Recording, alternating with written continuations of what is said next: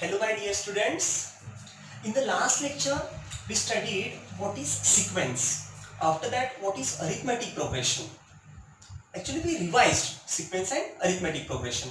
But now in this lecture we have to study what is geometry progression. This topic is not in 10th standard, but now we have to study afterwards. Okay. Now see here, geometric progression. See what is geometric progression. We say GP. Okay. Now see, suppose there is one of the sequence given, first term, this is second term, third term, fourth, fifth, and so on, like this. Okay. If in this sequence ratio of any two consecutive terms is constant, then this type of sequence, we say to this type of sequence geometric progression. Okay. मतलब क्या है बच्चों, यहाँ पे हमें first term दिया है, second, third, fourth, fifth, ऐसे टर्म्स दिए हैं, और अगर हमने कोई भी दो कॉन्सेक्यूटिव टर्म्स अगर लिए तो उसका अगर रेशियो हमें कांस्टेंट मिल रहा हर जगह पे, तो ऐसे टाइप के सीक्वेंस को हम बोलते हैं ज्योमेट्रिक प्रोग्रेशन. अब देखिए कैसे, समझो मैंने ये आगे वाला लिया T2 और अपॉन में पीछे वाला लिया, ये आगे वाला अपॉन पीछे वाला, ये आगे वाला अपॉन पीछे वाला, आगे वाला अपॉन पीछे वाला, ऐसे अगर हमने लिया, देखिए ये T3 लिया अपॉन ये T2 लिया, ये आगे वाला अपॉन पीछे वाला, आगे वाला अपॉन पीछे वाला, यहाँ पे आगे वाला अपॉन पीछे वाला, यानी कि T4 अपॉन T3, एंड यहाँ पे आगे वाला कौन है, ये T5 है, अपॉन पीछे वाला कौन है, ये T4 है. अब यहाँ पे हमें दो कॉन्सेक्यूटिव टर्म्स है, देखिए ये दो कॉन्सेक्यूटिव टर्म्स यहाँ पे आगे वाला अपॉन पीछे वाला, ये आगे वाला अपॉन पीछे वाला, ऐसे कॉन्सेक्यूटिव टर्म्स का हम रेशियो लेते जा रहे हैं. अगर ये रेशियो इक्वल आ गया, ये रेशियो अगर इक्वल आ गया, समझो ये nth टर्म तक हमने लिया, nth टर्म है, तो इसके यहाँ पे, तो इसके पीछे वाला जो है ये ऐसे इक्वल करते करते हमें यहाँ पे ये आगे वाला Tn और उसके पीछे वाला Tn-1 ऐसे लिया, तो ये लास्ट का उसके पहले वाला n-1 आएगा. हम ऐसे भी ले सकते हैं, यहाँ पे इसके आगे वाला Tn+1 तो पीछे वाला ये Tn, n+1 मतलब इसके आगे वाला, और ये Tn मतलब इसके पीछे वाला है, इसके पीछे वाला है, ऐसा. अब ये जो रेशियो मैंने दिया है, अगर ये रेशियो कांस्टेंट है तो उस समय ये टाइप का जो सीक्वेंस होता है उसको हम बोलते हैं geometric progression. Actually in arithmetic progression उसमें क्या होता था, अरिथमेटिक प्रोग्रेशन में ये जो दो कॉन्सेक्यूटिव टर्म्स रहते थे उसका डिफरेंस कांस्टेंट रहता था. समझ में आया आपको?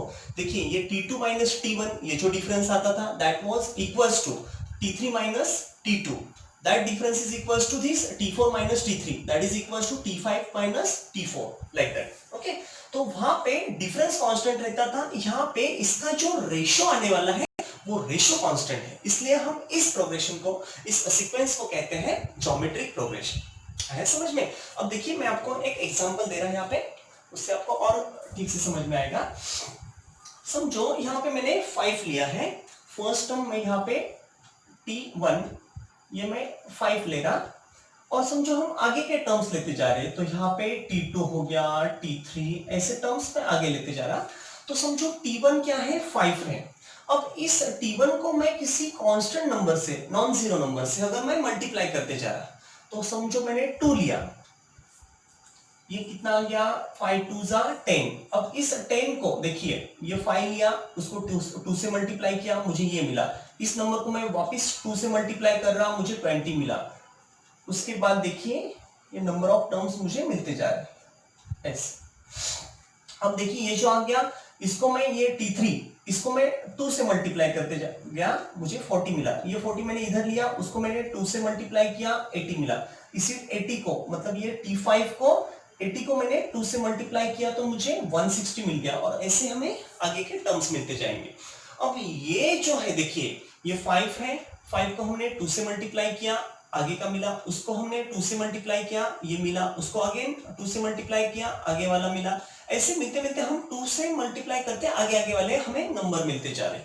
अब हमने अगर यहाँ पे रेशियो लेना स्टार्ट किया, अब रेशियो देखिए, ये आगे वाला अपॉन ये पीछे वाला, यानी कि T2 अपॉन ये T1 मैंने लिया, तो T2 अपॉन T1, T2 क्या है 10 अपॉन T1 क्या है 5, 5 1 जा 5 2 जा, तो इसका रेशो मुझे क्या मिला 2। इसके बाद मैंने यहाँ पे लिया T3 अपॉन T2, देखिए आगे वाला ये पीछे वाला, T3 कॉन्सेक्यूटिव टर्म्स है ये, तो यहाँ पे 20 अपॉन ये 10, 20 अपॉन 10, 10 1 जा 10 2 जा, यानी कि मुझे 2/1 यानी 2 मिला। यहाँ पे देखिए यहाँ पे भी 2 मिला, ये 2 मिला। अब इसके बाद मैंने यहाँ पे लिया T4 अपॉन T3, T4 क्या है बच्चों 40 है, अपॉन T3 क्या है 20, तो ये 21 जा 22 जा, इसका मतलब मुझे क्या मिला 2। इसके बाद मैंने ये लिया T5 अपॉन T4, ये आगे वाला 5 पीछे वाला 4, तो T5 क्या है 80 है, अपॉन T4 क्या है 40 है, तो 41 जा 42 जा, यानी कि मुझे क्या मिला यहाँ पे 2। तो ये क्या हो गया यहाँ पे देखिए, हर जगह पे मुझे ये रेशो जो मिल रहा है, रेशो यानी कि समथिंग अपॉन समथिंग, ये कुछ यहाँ पे कुछ तो लिया है, न्यूमरेटर और डिनोमिनेटर ये दो टर्म्स आए हैं, इसका रेशो, तो ये जो रेशो है देखिए फर्स्ट इसमें 2 आ गया, सेकंड में भी 2 आ गया, हर जगह पे मुझे वो रेशो 2 मिलता जा रहा है। यहाँ पे देखिए T2 अपॉन T1 ये भी 2 आ गया, हर जगह का ये जो रेशो है, यानी कि 2 कॉन्सेक्यूटिव जो टर्म्स है, दो एक के बाद जो दूसरा टर्म है, ये दो जो कॉन्सेक्यूटिव टर्म्स है उनके बीच में का रेशो हर जगह पे मुझे कांस्टेंट मिलता जा रहा, तो इसलिए मैं ये जो है नंबर, ये जो मुझे मिले हैं ये पूरे नंबर्स, यहाँ पे ये 5 10 20 40 80 60, ये पूरे जो नंबर्स यानी कि ये पूरी जो सीक्वेंस बन गए, इसको हम कहेंगे ज्योमेट्रिक प्रोग्रेशन। क्यों? क्योंकि इसके जो कॉन्सेक्यूटिव जो दो नंबर्स हैं, ये जो दो दो टर्म्स हैं, उनके कॉन्सेक्यूटिव का जो रेशो मिलते जा रहा है, ये दो ये कोई भी दो लो कॉन्सेक्यूटिव नंबर्स लो, तो उनका जो रेशो है वो कांस्टेंट मिलता जा रहा। अगर ये ऐसा रेशो कभी कांस्टेंट अगर मिला, तो ऐसे टाइप के सीक्वेंस को हम कहेंगे it is geometric progression. Okay, अब हम उसका जनरल फॉर्म फाइंड करेंगे। देखिए अब यहाँ पे देखिए बच्चों, यहाँ पे समझो मैंने T1 लिया है, तो T1 मैंने समझो A लिया है। अब यहाँ पे T2 जो है दूसरा है, T3 तीसरा वाला, ये T4, ये T5, T6 ऐसे हमने लिए हैं। अब देखिए जैसे मैंने यहाँ पे क्या किया था, मैंने 2 एक कांस्टेंट नंबर लिया और ये 2 नंबर से मैं मल्टीप्लाई करते करते गया, तो मुझे आगे आगे वाले टर्म्स मिलते गए। पहला मैंने 5 लिया था, उसको मैंने 2 से मल्टीप्लाई किया तो मुझे आगे वाला मिला, अगेन उसको 2 से मल्टीप्लाई किया, उसके आगे वाला, यानी कि मैं 2 इस कांस्टेंट नंबर से हर टर्म को मैं मल्टीप्लाई करते आगे जा रहा। ठीक है, वैसे अब यहाँ पे अगर उसको जनरलाइज करना है, तो मैंने ये फर्स्ट टर्म लिया है A। अब यहाँ पे मैं नॉन जीरो नंबर एक कांस्टेंट नंबर लूंगा R, तो समझो यहाँ पे A है, उसको मैं R से मल्टीप्लाई करूंगा, तो ये क्या आएगा AR, यानी कि ये सेकंड टर्म मिल गई। अब इस सेकंड टर्म को मैं वापस उसी नंबर से मल्टीप्लाई करूंगा, यानी कि ये AR जो है उसको वापस मैं R से मल्टीप्लाई, जैसे मैं यहाँ पे 2 से मल्टीप्लाई किया ये आया, इसको वापस मैंने 2 से मल्टीप्लाई किया ये आया, इसको लिया वापस उसको 2 से मल्टीप्लाई, यानी कि जो जो टर्म्स आते जा रहे हैं उसको मैं एक कांस्टेंट नंबर से मल्टीप्लाई करते जा रहा था। वैसे ही यहाँ पे जो AR आ गया उसको मैं R से मल्टीप्लाई करूंगा, तो AR इंटू R ये क्या हो गया AR स्क्वायर। अब ये लूंगा मैं थर्ड टर्म, इस थर्ड टर्म को मैं वापस उस कांस्टेंट नंबर से R से मल्टीप्लाई करूंगा, तो यहाँ पे क्या आएगा बच्चों AR रेज़ टू 3। अब उसके बाद देखिए ये AR cube into again R मैंने लिया, तो R रेज़ टू 3 यहाँ पे आ गया AR रेज़ टू 4। वापिस ये जो फिफ्थ टर्म है उसको मैंने लिया AR raise to 4 into R, तो इसका क्या आ गया AR ये 4 और ये यानी कि AR रेज़ टू 5। ऐसे करते करते हम यहाँ पे Tn तक गए, nth टर्म। तो बाय ऑब्जर्वेशन हमें फाइंड करना है इसका nth टर्म क्या आएगा, समझ में आ रहा। अब देखिए हर जगह पे यहाँ पे मुझे A मिल रहा, तो मैं यहाँ पे भी A लूंगा, यानी कि A into R raise to something आएगा। अब इधर देखिए यहाँ पे ये 1 है और यहाँ पे R तो कोई भी नहीं, यानी कि R रेज़ टू 0 है, इसका मतलब यहाँ पे 1 रहता है, A1 सा A यानी A, तो यहाँ पे अगर 1 है तो ये R रेज़ टू 0 है। यहाँ पे अगर 2 है T2 तो R रेज़ टू देखिए 1 है, 2 1। यहाँ पे देखिए यहाँ पे 3 है तो यहाँ पे R रेज़ टू 2 है, यानी 3 है तो 2 है, यहाँ पे 4 है तो यहाँ पे 3 है, यानी 1 से कम होते जा रहा। यहाँ पे अगर 5 है तो ये 4 है, यहाँ पे 6 है तो ये 5 है, तो अगर यहाँ पे n है तो यहाँ पे R रेज़ टू n अगर है तो यहाँ पे 1 से लेस यानी n minus 1. So we got this term which is Tn, nth term which is Tn is equals to a into r raised to n minus 1, which is nth term. That means this formula we use for finding nth term of the given GP. Geometric progression का जो nth term है, ये number वाला वो number वाला, अगर हमें ढूंढना है तो ये फॉर्मूला हम यूज करते हैं। अब देखिए बच्चों, यहाँ पे क्या क्या है, ये Tn है इसमें, उसके बाद यहाँ पे A है, यहाँ पे R है और N, ऐसे 4 अननोन टर्म्स, मतलब यहाँ पे टर्म्स है इसमें 4। इसमें से कभी कभी आपको ये पूछेंगे तो आपको ये दिया जाएगा, ये दिया जाएगा, ये दिया, यानी कि अगर आपको कभी उन्होंने ये पूछा है तो आपको ये दिया जाएगा, ये और ये वाला, यानी कि ये 4 में से कोई भी आपको 3 वो देंगे और उसमें से 4th वाला आपको ढूंढना पड़ेगा। तो आएगा आपको ये समझ में आ गया आपको ज्योमेट्रिक प्रोग्रेशन क्या है। अब उसके बाद यानी कि जिस सीक्वेंस के कॉन्सेक्यूटिव टर्म्स में उसका रेशियो अगर वो कांस्टेंट आते जा रहा तो हम उसको कहेंगे इट इज ज्योमेट्रिक प्रोग्रेशन। अब देखिए उसमें कुछ प्रॉपर्टीज है वो हम पहले स्टडी करेंगे। समझो बच्चों, यहां पे फर्स्ट वाला जो है वो देखिए,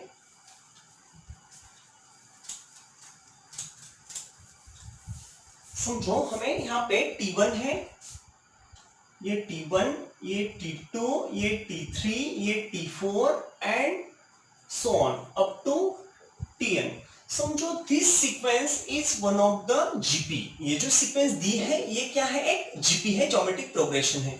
अगर ये जीपी है तो हम ऐसा लिख सकते हैं, इससे हमें अगर इसका रेसिप्रोकल लिया, इसका हर टर्म जो है, पहला टर्म उसका रेसिप्रोकल यानी उल्टा किया, उसको रेसिप्रोकल लिया, ये जो दूसरा है उसका रेसिप्रोकल लिया, ये जो तीसरा है उसका रेसिप्रोकल, ऐसे हर टर्म का अगर हमने यहाँ पे रेसिप्रोकल लिया, यहाँ पे Tn है तो उसका 1/Tn आ गया।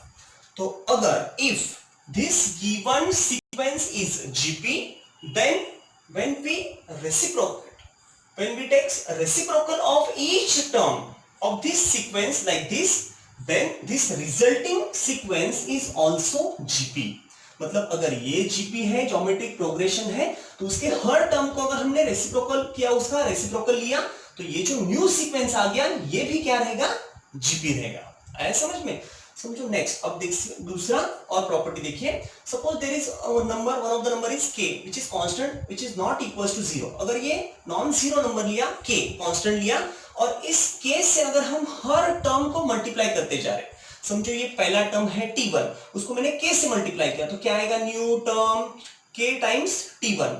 उसके बाद ये दूसरा वाला देखिए, k से अगर मैं इसको मल्टीप्लाई करा बच्चों तो क्या आएगा, k T2। इसके बाद इसको मल्टीप्लाई किया तो k into T3, k into T4, यानी k टाइम्स हर टर्म को मल्टीप्लाई करते जा रहा मैं। समझो मैंने 2 से मल्टीप्लाई किया तो 2 टाइम्स ये आएगा, 2 टाइम्स ये आएगा, 2 टाइम्स, हर एक का 2 टाइम्स बनेगा।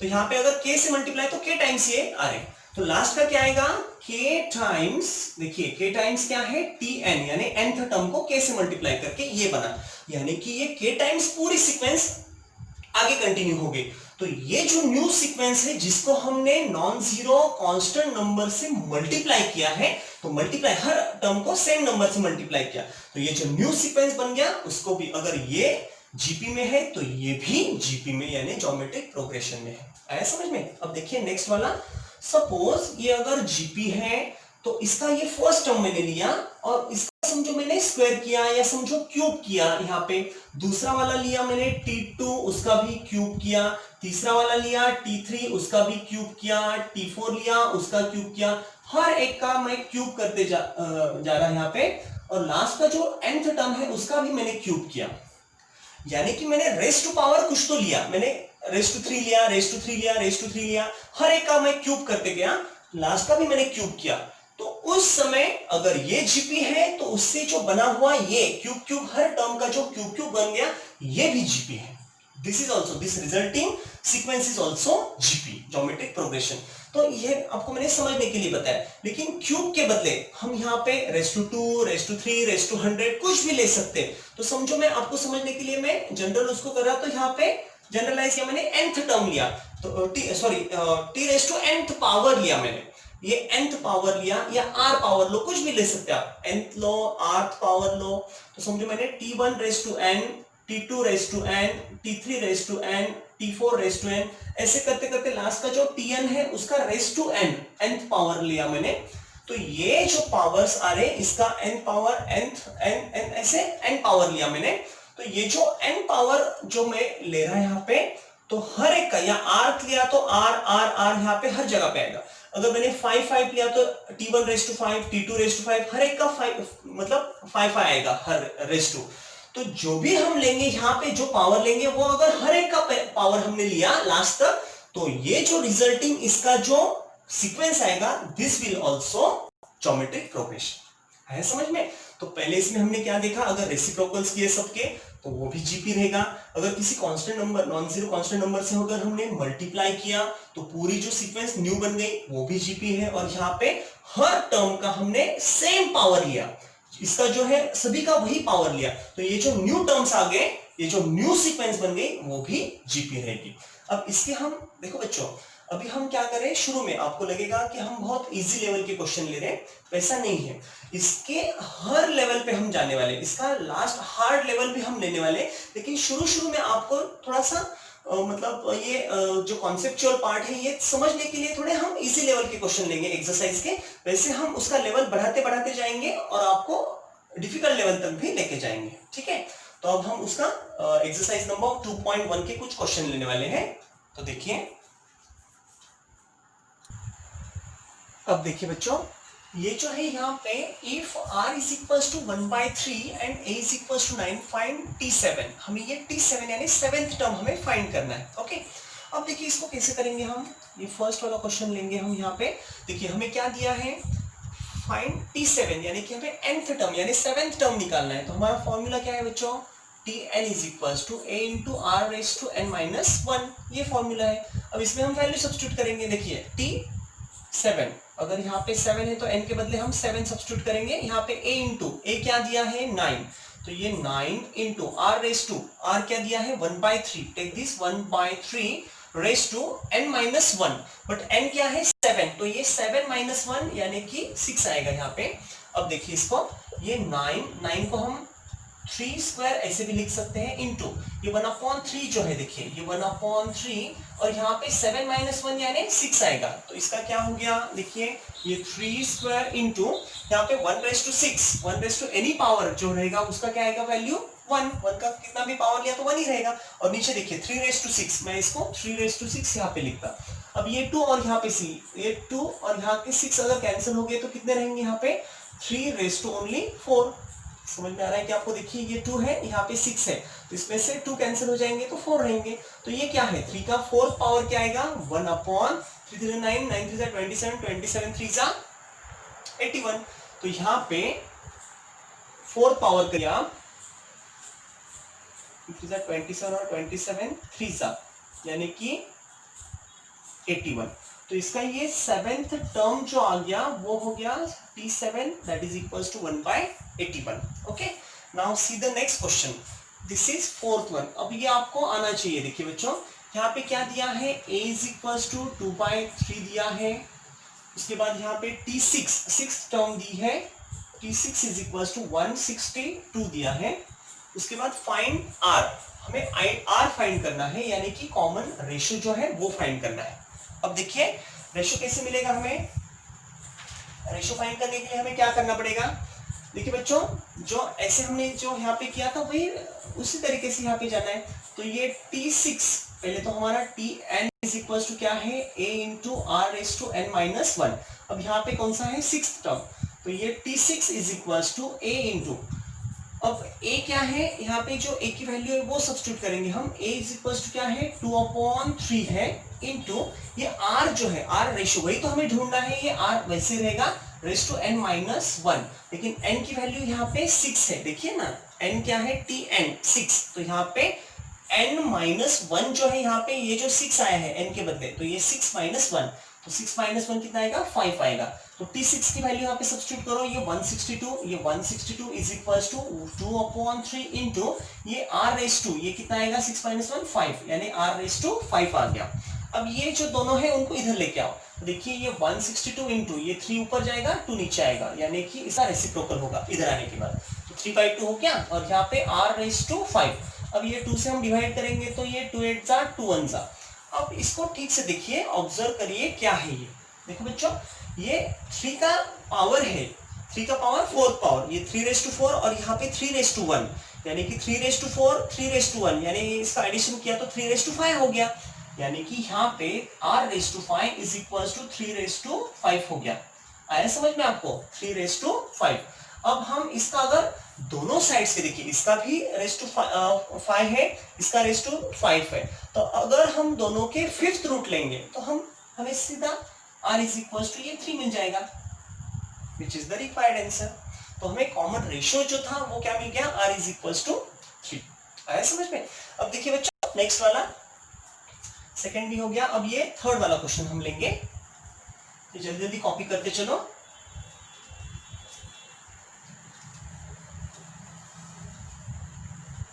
अब देखिए नेक्स्ट वाला क्वेश्चन क्या है, third question, which term of the GP is this, यानी कि यहाँ पे क्या ढूंढना है? Which term of the GP, यानी कि जीपी का कौन सा वाला टर्म ये है, यानी हमें nth टर्म यानी tn ढूंढना है। तो nth टर्म यानी tn, तो हम let the nth term be tn। nth term हमने क्या लिया? tn लिया। अब हमें क्या करना है, देखिए which term of the GP, कौन सा टर्म, तो nth टर्म तो एक्चुअली दिया है, nth टर्म 5/10 दिया है, तो हमें लेट nth टर्म भी 5/10, हमारा nth टर्म ये है, यानी tn की वैल्यू हमारी 5/10 है। अब हमें ये nth, देखिए पहले ये समझने की कोशिश करो क्वेश्चन क्या है। यहाँ पे 5/1 है, 5/2, 5/3, 5/4, ऐसे करते करते आगे जा रहे हैं हम, तो 5/10 ये कौन से नंबर पे आएगा? ये फर्स्ट, ये सेकंड, ये थर्ड, तो ये कौन से नंबर पे आएगा? 4, 5, 6, 7, 8, 9, 10, 11, 12, कौन से नंबर पे है? यानी वो नंबर ढूंढना है, यानी n की वैल्यू हमें निकालना है। आ रहा है समझ में? अब देखिए हमने tn nth टर्म यानी कि हमारा ये यहाँ पे 5/10 यानी ये nth टर्म हो गया।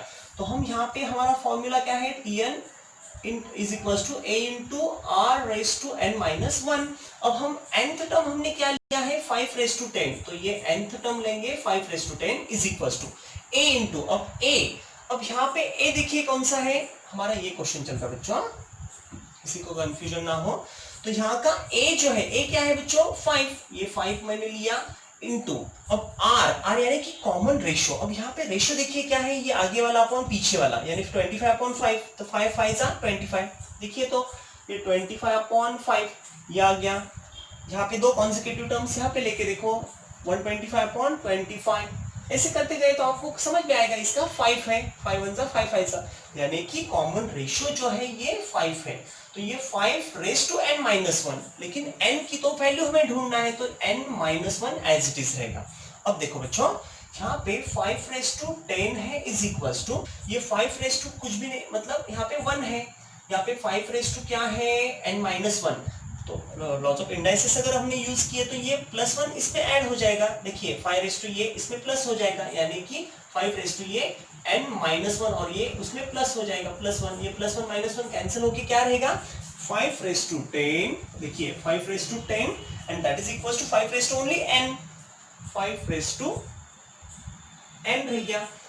अब देखिए ना, दोनों सेम सेम है, उनके बेसिस सेम है, तो यहाँ के जो इंडाइसिस है वो इक्वल हो जाएंगे। Therefore n is equals to 10। तो हमें क्या पूछा गया था इसमें? उन्होंने पूछा था which term of the GP, मतलब कौन सी टर्म है, कौन से नंबर की टर्म जो है वो 5/10 आ रही। तो हमने ढूंढ लिया n यानी कि nth टर्म, तो वो nth यानी कि 10th टर्म, तो ये 10 नंबर वाली जो टर्म है उसका वैल्यू 5/10 है। आया समझ में? अब देखिए नेक्स्ट वाला क्वेश्चन। तो बच्चों अब नेक्स्ट क्वेश्चन में क्या दिया है, ये जल्दी जल्दी कॉपी करते चलो। चलो देखिए नेक्स्ट क्वेश्चन में क्या है, फोर्थ वाला क्वेश्चन। अब इसमें क्या दिया है? For what values of x the terms this one and this one are in GP, मतलब x की ऐसी कौन सी वैल्यू है जो हम यहाँ पे अगर हमने सब्स्टिट्यूट की तो ये जो बनेगा, देखिए समझो, हम फॉर एग्जांपल मैं बता रहा, समझो यहाँ पे 5/2 आ गया, तो समझो 4/3, 5/2, 4/27, अगर उनका रेशियो लिया, ये आगे वाला अपॉन ये पीछे वाला, इसका रेशियो आया, ये आगे वाला अपॉन ये पीछे वाला, इसका रेशियो आया। अगर ये रेशियो इक्वल आया तो हम कहेंगे ये जो तीनों है ये किसमें है? जीपी में है। यानी जीपी में, यानी ज्योमेट्रिक प्रोग्रेशन में क्या कांस्टेंट होता है? रेशियो। तो अब यहाँ पे हमें उन्होंने क्या दिया है, for what values of x the terms are in GP, यानी कि उनका कहना है कि अगर ये जीपी में है तो फिर x क्या है, समझ में आ रहा है। तो अगर ये जीपी में है इसका मतलब क्या हो गया, if these terms are in GP, that means the ratio of these two terms of any two consecutive terms, ये दो consecutive terms है, ये दो consecutive terms है, that means the ratio of these two consecutive terms, these two consecutive terms is constant. Okay, now we will write here, see terms are in GP, if हम ऐसा लिखेंगे, if this first, this second and this third are these three terms 1 2 3 are in GP, अगर ये GP में है then, अगर GP में है तो आपको तो पता है, अगर ये GP में है तो उनका रेशियो कांस्टेंट है। तो चलो आगे वाला अपॉन पीछे वाला ऐसा लेंगे हम, तो पहला वाला रेशियो आएगा दिस अपॉन दिस, तो ये 4/3 आएगा, फर्स्ट रेशियो ये आ गया, उसके साथ ये रेशियो इक्वल आएगा, क्या है 4/27 डिवाइडेड बाय, देखो ये आगे वाला अपॉन ये पीछे वाला, ये x है। अगर हमने ये देखा, देखो आगे वाला अपॉन पीछे वाला, आगे वाला अपॉन पीछे वाला, इसका पहला रेशियो, ये दोनों का ये रेशियो क्या आएंगे, इक्वल, क्यों आएंगे, because these three terms are given in AP, ये किसमें दिया है, सॉरी जीपी में, ये जीपी में दिया है, इसलिए उनके ये पहला रेशियो और ये दूसरा रेशियो इक्वल है। अब इसको सॉल्व करेंगे, जो x के वैल्यू आएंगे वही तो हमें पूछा है उन्होंने कि for what values of x, तो x से वैल्यू कौन से, तो वही हमें निकालना है। तो यहाँ पे हमें क्या करना पड़ेगा, और क्रॉस मल्टीप्लिकेशन, तो देखो x इंटू एक्स इसका आएगा x का square and that is equals to c, ये 4/3 इंटू दिस, तो ये इधर का कौन है, ये 4/27 है, इंटू देखो इस साइड में क्या है 4/27, यहाँ का जो 4/3 है उसको उधर लेके जाओ, तो ये आएगा इंटू 4/3, ये नीचे था उधर गया मल्टीप्लाई किया। अब देखो ये 4 4 जा, यानी कि 4 इधर स्क्वायर है तो इधर भी हम स्क्वायर के फॉर्म में लिखेंगे, देखो ये 4 का स्क्वायर 4 4 उसका स्क्वायर हो गया, नीचे देखो अब यहाँ पे जो है 27 इंटू 3 इसका क्या आ गया 81, तो ये जो 81 आ रहा, 81 किसका स्क्वायर है 9 का, तो मैं इसको 9 का स्क्वायर लिखूंगा ऐसा। और अगर हमने दोनों साइड के स्क्वायर रूट लिए तो इजीली हमें क्या मिलेगा, देखो taking square root on both side, तो हमें x इज इक्वल टू यहाँ पे क्या आएगा 4 का स्क्वायर यानी 4 मिलेगा, यहाँ पे 9 का स्क्वायर ये 9, बट यहाँ पे दो पॉसिबिलिटीज है प्लस और माइनस, यानी प्लस 4/9 का स्क्वायर किया तो भी ये आएगा, माइनस 4/9 का स्क्वायर करने के बाद वही आएगा, यानी कि x के कितने पॉसिबिलिटीज है, कितने पॉसिबल वैल्यूज है, दो, प्लस और माइनस 4/9। तो यहाँ पे पहला जीपी क्या आएगा 4/3, उसमें से फर्स्ट लेंगे हम plus 4/9 and then 4/27, this is first GP. Another 4/3 के बाद ये माइनस वाला इधर लेंगे, minus 4/9 and then 4/27, that is next GP. आया समझ में, तो ये जल्दी जल्दी कॉपी कर लो, नेक्स्ट क्वेश्चन लेंगे हम, राइट फास्ट बच्चों। अब देखिए बच्चों, if for a sequence tn, ये सीक्वेंस दिया है, उसका nth टर्म दिया है tn 5 raised to this 2 raised to this, show that the sequence is a GP, मतलब ये जो सीक्वेंस है इससे जो बना हुआ जो बनेगा, फर्स्ट लिया 1 2 3 4 ऐसे लेके जो सीक्वेंस बनेगा, इससे t1 लिया फर्स्ट आएगा, t2 लिया सेकंड आएगा, t3 लिया थर्ड टर्म, ऐसे मिलते मिलते हमें ये सीक्वेंस मिलेगा आगे। तो show that the sequence is a GP, यानी कि इससे जो सीक्वेंस मिलेगा वो क्या है जीपी है, ऐसा शो करो, मतलब दिखाओ, प्रूव करो। Find its first term and the common ratio, यानी कि इसका फर्स्ट टर्म यानी a निकालना है, फर्स्ट टर्म तो हम इजीली फाइंड कर सकते हैं, देखो इधर यहाँ पे जो है ये t1 लिया, यहाँ पे n के बदले 1 1 ले गया, हमें फर्स्ट टर्म मिला। और कॉमन रेशियो यानी कि r फाइंड करना है, कॉमन रेशियो फाइंड करना है। तो आपको ये क्वेश्चन देख के इसका आइडिया आना चाहिए क्या करना है। देखो इस सीक्वेंस को हमें क्या दिखाना है, show that this sequence is a GP, ये जीपी है ऐसा दिखाओ। इसका मतलब आपको एक बात समझ में आ रही क्या, इसको जीपी दिखाना है यानी क्या करना है, इसका मतलब जीपी कब रहता है सीक्वेंस जीपी कब बनेगा, जब उसका रेशियो क्या होता है कांस्टेंट, यानी कि हम यहाँ पे इसका रेशियो निकालेंगे और अगर वो रेशियो कांस्टेंट आ गया, इसका हम पहले क्या निकालेंगे रेशियो, अगर वो रेशियो कांस्टेंट आया तो हम कहेंगे इसका रेशियो कांस्टेंट है, यानी कि ये सीक्वेंस जो है वो क्या है जीपी है। आया समझ में। अब देखो अब इसका रेशियो कैसे निकालेंगे, ये तो nth टर्म है, उसका आगे वाला लेंगे या पीछे वाला भी ले सकते हैं, यहाँ पे n+1 ले सकते हैं या n-1 भी लेके हम निकाल सकते हैं। तो देखो हम पहले क्या करेंगे, ये tn लेंगे, आगे वाला लिया तो और इजी लगेगा आपको। ये देखो 5 raised to n-3 ये है और यहाँ पे ये 2 raised to n-3 है। देखो बच्चों अब यहाँ पे टी एन मतलब ये nth टर्म है, तो इसको हम क्या करेंगे, देखो इसका ये n-3 दोनों का सेम है, तो मैं क्या करूंगा यहाँ पे 5/2 ये, और इसका जो पावर सेम है वो कॉमन लिखेंगे यहाँ पे n-3। समझ में आ रहा आपको, इसका भी n-3 इसका भी पावर सेम है, तो ये दोनों का सेम पावर, ऐसा इसको हम सेपरेट भी लिख सकते हैं, ऐसा जो यहाँ पे था उसको कॉमन लिखा मैंने। अब देखो ये हो गया nth टर्म, तो इसके एक तो आगे वाला लो या फिर इसके पीछे वाला टर्म लो, आगे वाला आपको इजी जाएगा, देखो tn+1 यानी कि +1 यानी इसके आगे वाला टर्म हो गया। अगर हम n-1 लेते तो इसके पीछे वाला ऐसा आता था, तो इसके आगे वाला लिया मैंने। यहाँ पे देखो ये 5/2 है रेस टू, अब यहाँ पे n-3 है, लेकिन n का क्या हुआ +1 किया, तो यहाँ पे जो n है उसमें +1 करना पड़ेगा, तो यहाँ पे n+1 और ये -3 एज इट इज। अब देखो बच्चों यहाँ पे ये 5/2 जो है एज इट इज रहेगा, और रेस्ट टू यहाँ पे देखो ये +1 -3 यानी -2, तो ये n-2 आ गया, है समझ में।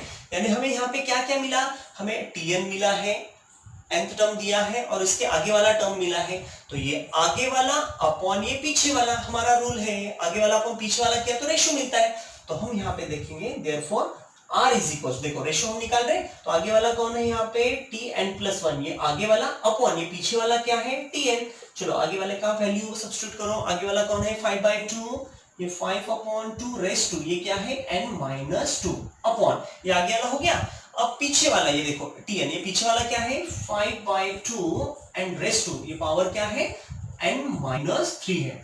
अब देखिए ये दोनों का लॉज ऑफ इंडाइसिस से अगर हम करें तो आपको पता होगा, ये लॉ ऑफ इंडाइसिस क्या है a⁻m अपॉन ये a⁻n अगर है, तो यहाँ पे हम क्या करते हैं ये m-n, ये आपको बेसिक चीज में बता रहा, सबको पता चाहिए, आप 10 पास आउट हो गए इसका मतलब आपको ये चीजें पता चाहिए।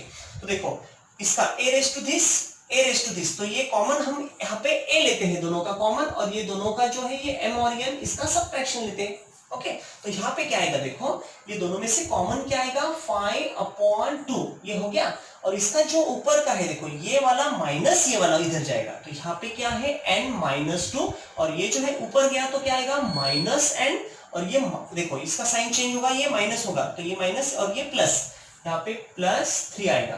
तो क्या हो गया देखिए ये ratio R is equal to, यही हम कंटिन्यू करें, तो ये रेशो इधर देखिए ये 5/2 और रेस टू देखिए ये n-1, ये +n-n कैंसिल हो गए, प्लस और माइनस, और यहाँ पे देखो ये +3 -2 3 -2 1 यानी कि यहाँ पे 1 आ गया।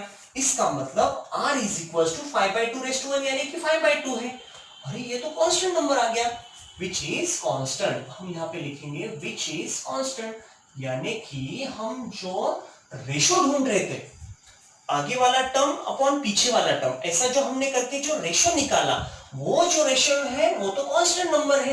यहाँ पे कुछ वेरिएबल दिखता है क्या, अगर वेरिएबल रहता तो ये वैल्यू वेरी होते, अगर वेरिएबल आता इसमें, ये तो नहीं है, ये तो पूरा प्योर कांस्टेंट नंबर आ गया। अगर ये कांस्टेंट नंबर है इसका मतलब रेशो क्या है कांस्टेंट है, अगर रेशो कांस्टेंट है इसका मतलब जो सीक्वेंस है जिसका रेशो कांस्टेंट है वो सीक्वेंस दैट इज जीपी, वो geometric progression which is constant, अगर रेशो कांस्टेंट है therefore given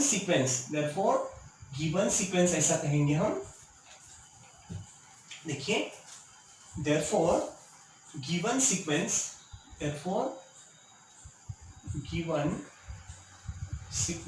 कौन सा सीक्वेंस दिया है tn is equals to 5^n-3 upon 2^n-3, this sequence is a GP, वो क्या है ज्योमेट्रिक प्रोग्रेशन है। अब देखिए ज्योमेट्रिक प्रोग्रेशन है, आपको दो चीजें पूछी है यहाँ पे, पहली चीज क्या बतानी है आपको first term and common ratio. अब कॉमन रेशियो तो मिल गया, उसको पहले लिख लेंगे common ratio which is R and that R is equal to what, that common ratio is 5/2, तो पहला मिल गया हमें ये वाला कॉमन रेशियो तो मिल गया ये।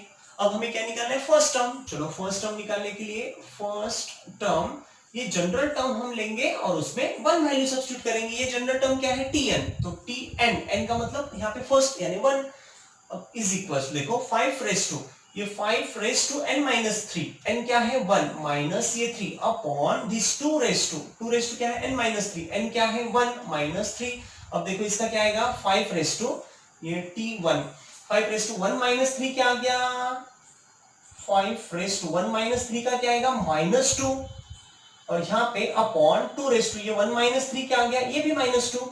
अब दोनों का ये -2 कॉमन है, तो हम क्या करेंगे, इसका कॉमन लिखेंगे इसको, ये इसका भी -2, इसका भी पावर -2, तो दोनों का पावर हम कॉमन लिखेंगे -2। ओके, अब देखो बच्चों, ये t1 यानी first term that is equal to 5/2 raise to -2। अगर ये -2 को +2 करना है, इंडाइसिस के लॉज आपने देखे, तो ये इसको उल्टा करेंगे, तो देखो ये 2/5 ये उल्टा हो गया, तो यहाँ पे -2 का बनेगा +2, ये ऐसा आएगा। और इसको स्क्वायर करो फिर, तो ये 2 का स्क्वायर हो गया 4 और 5 का स्क्वायर हो गया 25। So we got here 4/25। Okay, देखिए बच्चों, आपको शुरू शुरू में ऐसा लगेगा कि हम यहाँ पे थोड़ा इजी लेवल के क्वेश्चन ले रहे हैं, लेकिन इसी से आपके कॉन्सेप्ट्स बिल्डअप होते जाएंगे। आगे आगे जैसे आपके कॉन्सेप्ट क्लियर होते जाएंगे तो हम और इसका लेवल बढ़ाते जाएंगे।